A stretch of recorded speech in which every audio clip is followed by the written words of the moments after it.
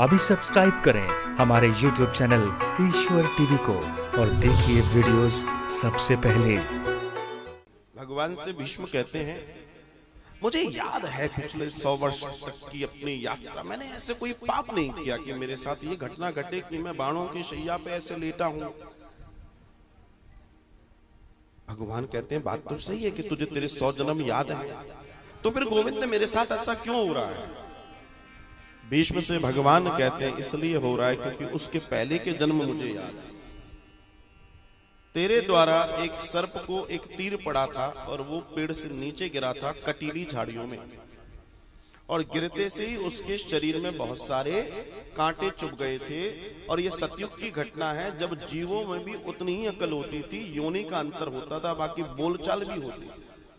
उस सर्प ने तुझे श्राप दिया था कि जैसे मेरे कांटों पे रो रो के मृत्यु हो रही है, वैसे ही तेरी मृत्यु कांटों पर ही होगी, शूलों पर ही होगी। तब श्री भीष्म ने कहा कि आप कह रहे हैं 100 वर्ष इसके और भी पहले की ये चर्चा है, तो अभी तक मेरे साथ घटना क्यों नहीं घटी? भाई मैंने पाप किया अगर, तो मुझे परिणाम मिल जाना चाहिए था। तब बहुत सुंदर बात भगवान ने कही है कि तूने अपने पुण्यों को इतना प्रगाढ़ कर रखा था पिछले कई जन्मों से कि पाप दरवाजे पे ही खड़ा रहा, तुझे पकड़ नहीं पाता था। तेरे पुण्य इतने थे कि उन पुण्यों की वजह से स्थिति बनी नहीं पाती थी।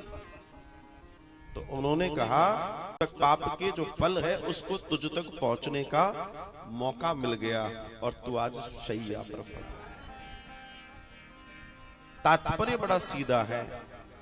हम जो कर रहे हैं, मैं बार बार रोज एक ही बात कहता हूं, इसलिए कहता हूं जिससे हमारे घर कर जाए और हमारे अंदर का दुख सुख सब खत्म हो जाए, हम संभावी हो जाएं, हम संभावी हो जाएं कि हमारे साथ जो भी है गोविंद की कृपा नहीं, असल में हमारे कर्म के ऊपर गोविंद की कृपा है।